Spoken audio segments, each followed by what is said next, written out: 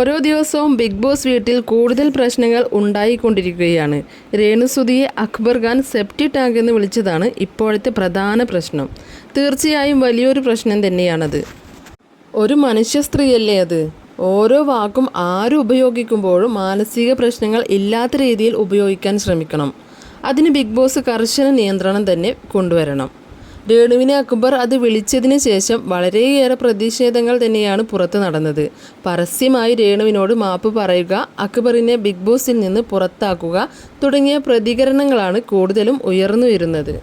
ക്യാമറയ്ക്ക് മുന്നിൽ വന്ന് നിന്ന് അക്ബർ എന്തൊക്കെയോ പറയുന്നുണ്ട്. രേണുവിനോട് പറഞ്ഞത് തെറ്റിപ്പോയി എന്ന തോന്നലിൽ നിന്ന് തെറ്റ് മനസ്സിലാക്കിയതാണോ എന്നറിയില്ല. അത് പറഞ്ഞ സമയത്ത് താൻ എന്താണ് പറഞ്ഞതെന്ന് അറിഞ്ഞില്ല എന്നാണ്.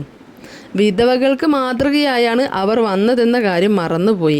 മാത്രമല്ല, രേണുവിനെ പറഞ്ഞാൽ അത് നന്നായി ഏറ്റെടുത്ത് തനിക്ക് ഉപകാരമാവും എന്ന തോന്നലിൽ നിന്നുമാണ് അത് പറഞ്ഞത്. ഒന്നും മനഃപൂർവ്വമല്ല, പറഞ്ഞപ്പോൾ അതങ്ങനെ പറഞ്ഞു പോയതാണ് തുടങ്ങിയ ഒരു സോറി പറയുന്ന പോലെ ഒരു സ്റ്റേറ്റ്മെൻറ്റ് അക്ബർ ക്യാമറയ്ക്ക് മുന്നിൽ നടത്തിയിട്ടുണ്ട്.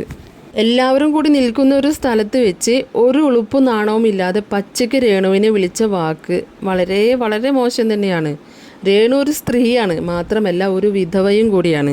ക്യാമറയ്ക്ക് മുന്നിൽ അക്ബർ നടത്തിയത് ലാലേട്ടനോടും ബിഗ് ബോസിനോടുമുള്ള ക്ഷമാപണം തന്നെയാണ്. തന്നെയും പലരും പലതും വിളിച്ചു എന്ന് പറഞ്ഞ് അക്ബർ അതിനെ ന്യായീകരിക്കുന്നുണ്ടെങ്കിലും അതിലൊന്നും അലിഞ്ഞു പോകുന്നതല്ല അക്ബർ വിളിച്ചത്. രേണുസുതി അക്ബറിനെ വല്ലാതെ ശല്യം ചെയ്യുകയും ടാർഗറ്റായി അക്ബറിനെ കണ്ട് ആക്രമിക്കുന്നുണ്ടെങ്കിൽ ഈ വിളിച്ചത് കുഴപ്പമില്ല എന്ന് പറയുന്നവരുണ്ടാവാം. ഇത് അത്രയും ഒതുങ്ങി നിൽക്കുന്ന രേണുവിനെ ഇത്രയും തരം താഴ്ന്ന വാക്കുപയോഗിച്ച് ആക്രമിച്ചത് ക്ഷമിക്കാനാവില്ല. ലാലേട്ടൻ്റെ സാന്നിധ്യത്തിൽ രേണുവിനോട് അക്ബർ ക്ഷമ പറയണം. അത് മറ്റു മത്സരാർത്ഥികൾക്കും നല്ലൊരു പാഠം തന്നെയാവും. അതാണ് എൻ്റെയും അഭിപ്രായം. പുതിയ അപ്ഡേറ്റുകൾക്കായി ചാനൽ സബ്സ്ക്രൈബ് ചെയ്ത് വെക്കണേ. മാത്രമല്ല, ലൈക്കും കമൻറ്റും നൽകി സപ്പോർട്ട് ചെയ്യണേ.